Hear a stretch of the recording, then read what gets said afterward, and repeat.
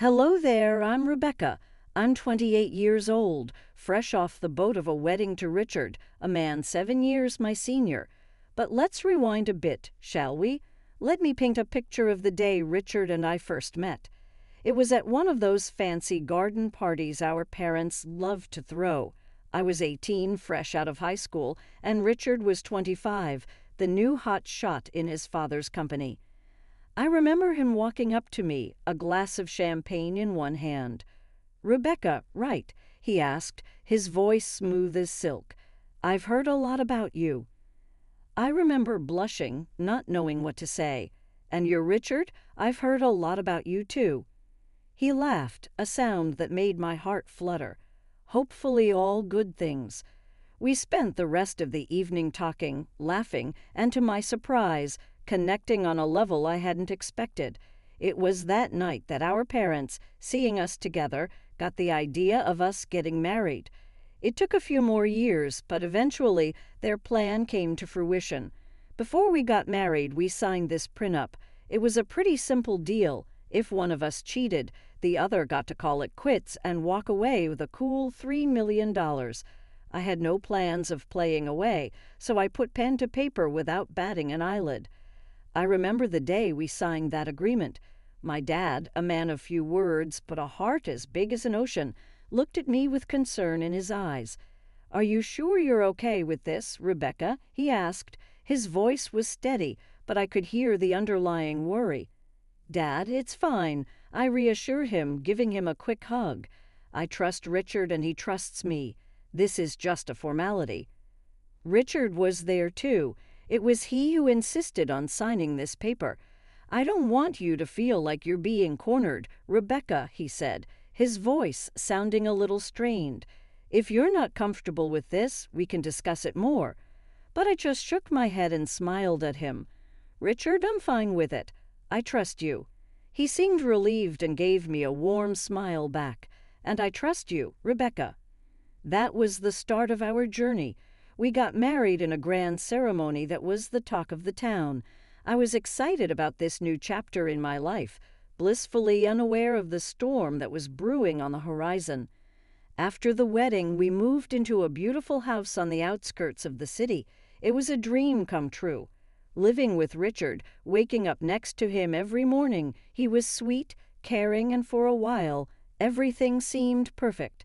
Our honeymoon was like something out of a fairy tale. We spent 2 weeks in a beautiful beach resort, soaking up the sun and enjoying each other's company. But when we came back home, things started to change. Richard was suddenly a different person. He was distant, always lost in his thoughts. He would come home late from work and go straight to bed without even saying goodnight. We started sleeping in separate rooms, eating at different times, and barely spoke to each other. One day I decided to confront him. "Richard," I said, trying to keep my voice steady, "what's going on? You've been acting strange ever since we got back from our honeymoon." He looked at me, his eyes devoid of the warmth they once had. "I've just been busy with work, Rebecca," he replied, not meeting my gaze.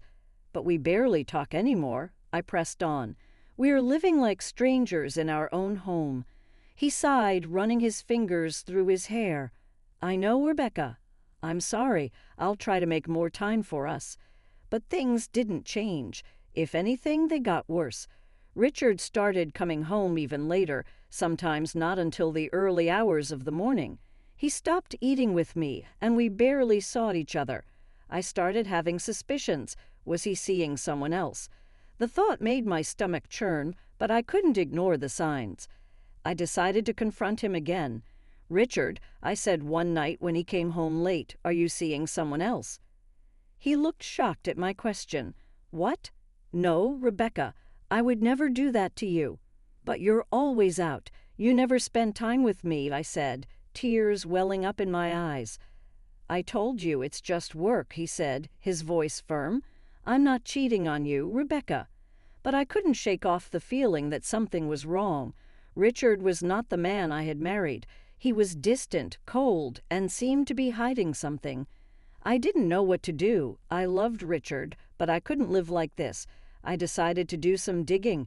If Richard wasn't going to tell me what was going on, I would find out for myself. I started by checking his phone when he was in the shower. I felt guilty about invading his privacy, but I was desperate for answers. I didn't find any suspicious messages or calls, but I did find something that made my heart drop. Richard had been searching for apartments. Was he planning on leaving me? I confronted him about it. "Richard, why are you looking for apartments? Are you planning on leaving me?" He looked taken aback. "No, Rebecca, I was just looking. I wasn't planning on leaving you." "But why were you looking?" I asked, my voice trembling. I don't know, Rebecca," he said, his voice barely a whisper. I need some space. One day I decided to talk to my mom about it. She's always been my rock, my go-to person when things get tough. "Mom," I said, "I don't know what to do. Richard's changed. He's not the same person anymore." My mom listened, her face full of concern. "Rebecca," she said, "you're both still adjusting. You're newlyweds. It takes time to build a life together." I wanted to believe her. I wanted to believe that this was just a phase and that things would get better. But deep down, I knew there was more to it. Richard was hiding something. I could feel it. I tried to shake off the feeling, tried to convince myself that Mom was right, but the feeling wouldn't go away. It was like a nagging voice in the back of my mind, constantly reminding me that something was off. A few weeks later, I gathered my courage and approached Richard. "I need a job," I said, looking him in the eye. He looked surprised. "You want to work?" he asked, raising an eyebrow. I nodded. "Yes, I need to do something, Richard. I can't just sit at home all day." He thought for a moment, then said, "I can offer you a job at my foundation. We help kids in tough situations. Would you be interested?" I was taken aback. Richard's foundation was well known for its work with children. I had always admired the work they did. "Yes," I said without a moment's hesitation. "I'd love to." Working at the foundation was a breath of fresh air. I was busy doing something meaningful. I met kids who were strong, resilient, kids who had seen more hardships than any child should. It was heartbreaking, but it was also inspiring. The job kept me busy, kept my mind off the problems at home. Richard and I had our issues, but at least during the day I had something else to focus on. The work was tough, emotionally draining, but it was worth it. I felt like I was making a difference, like I was doing something important. For the first time in a long time, I felt happy. But even then, I couldn't shake off the feeling that something was off. Richard was acting strange, distant. I couldn't put my finger on it, but I knew something was wrong, and I was determined to find out what it was. Left with a whirlwind of questions and a heart heavy with betrayal, I decided to hire a private detective. I needed to know if Richard was cheating on me. It wasn't just about my pride, it was about my peace of mind. I couldn't live in the shadow of doubt, constantly wondering what went wrong. Then there was the prenuptial agreement we signed before we got married. If Richard was cheating on me, it wasn't just a betrayal, it was a costly mistake. I found a detective agency in the city run by a man named Joe. He was an ex-cop, a grizzled veteran with a keen eye and a no-nonsense attitude. I told him my story, my suspicions, and he listened, his face impassive. "I'll do my best, Rebecca," he said when I finished. "But I can't promise anything. If your husband is cheating, he's doing a good job of hiding it." I nodded, understanding. "I just need to know, Joe, one way or another. I need to know." I remember the day he came to give me his report. His face was serious, his eyes sympathetic. "I'm sorry, Rebecca," he said. "I couldn't find any evidence that your husband is cheating on you." I felt a strange mix of relief and disappointment. Part of me was glad that Richard wasn't cheating, but another part of me was frustrated. If he wasn't cheating, then why did he leave? What was he hiding? "Are you sure, Joe?" I asked, my voice barely a whisper. "There's nothing at all." Joe shook his head. "I'm sorry, Rebecca. I know this isn't what you wanted to hear." I thanked Joe and paid him for his services. As I watched him leave, I felt a profound sense of loss. I was back where I started, with more questions than answers.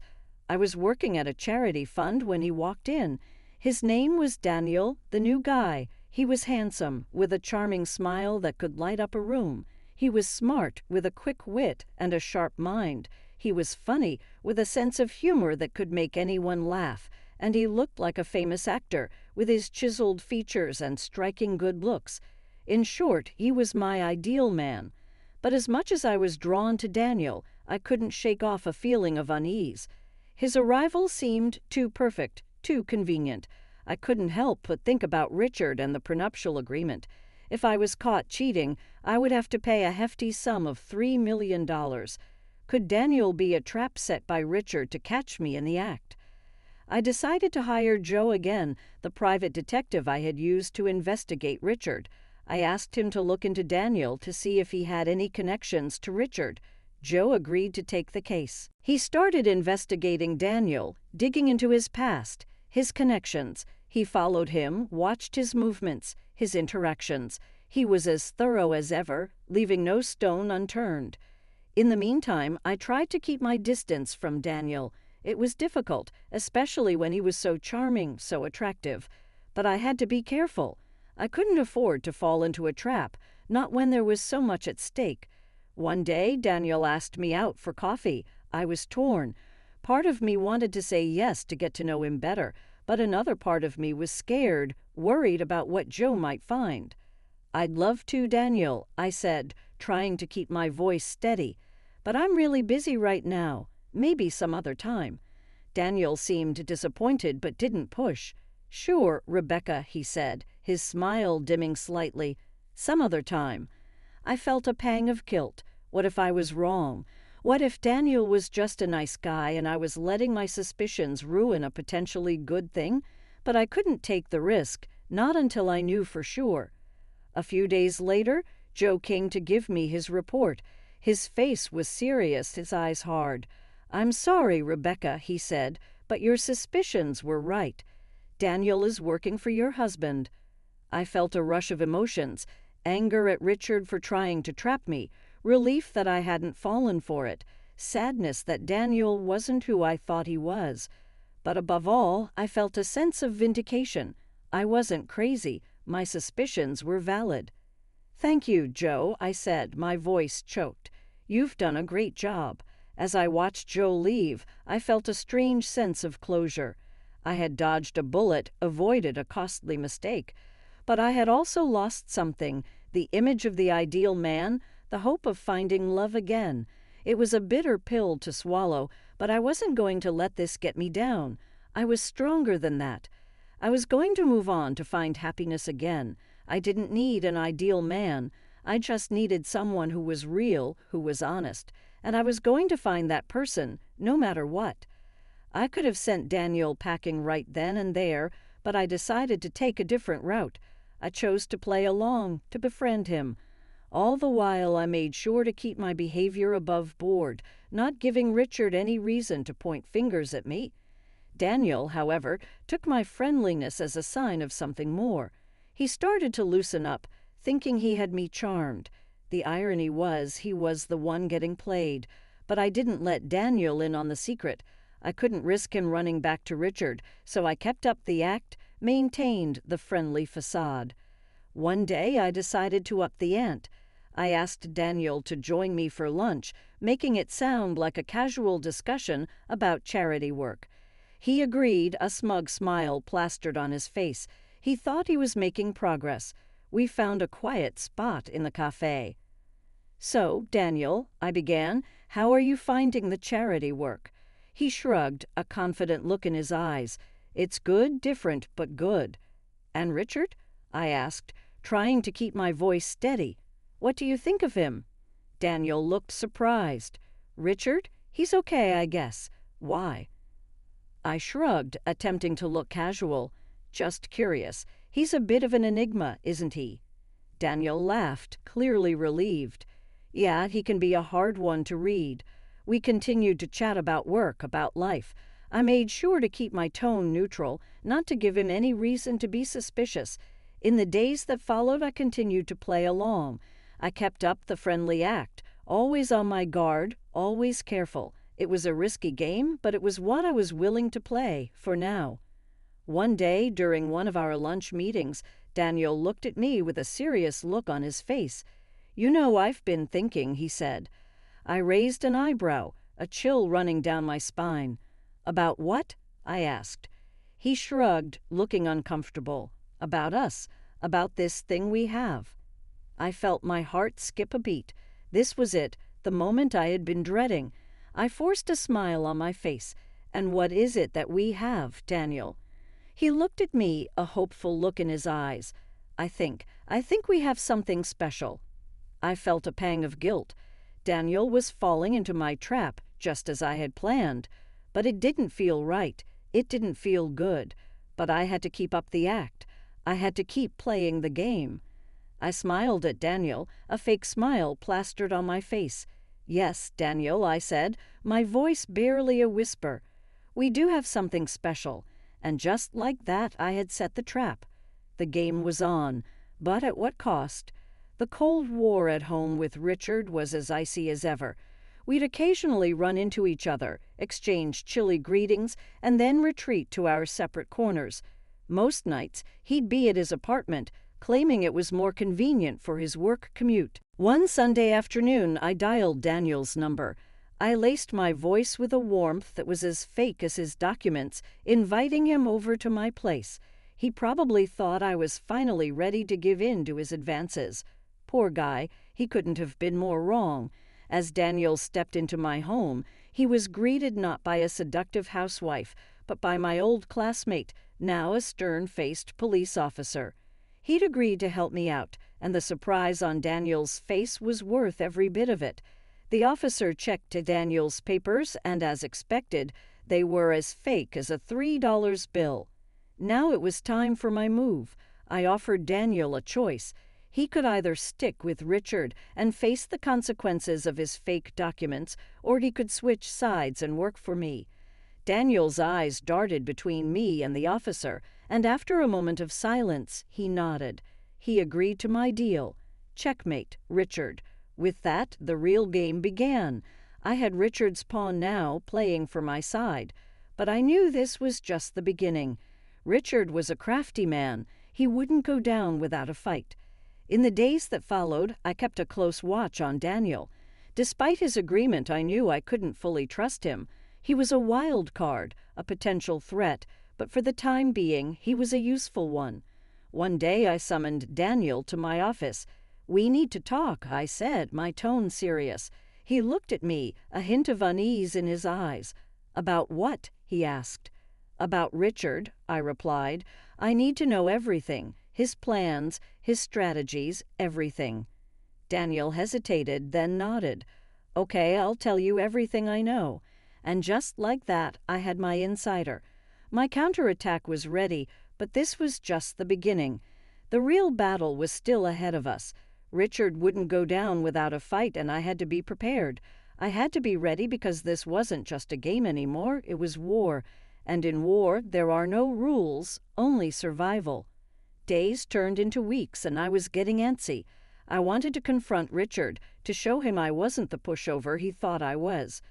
Joe, whom I turned to once again, had given me some advice. "Push Richard," he suggested. "Make him think you've fallen into his trap." It was a gamble, but I was ready to play the game. So Daniel and I staged a photo shoot. We posed in ways that could be seen as compromising, as proof of an affair. But we were careful. We kept the originals where everything was as innocent as a Sunday school picnic. Once the photos were ready, I gave them to Daniel. "Give these to Richard," I said, handing over the envelope. "Let him draw his own conclusions." Daniel looked at me, concern etched on his face. "You sure about this?" he asked again. "Once you start this, there's no going back."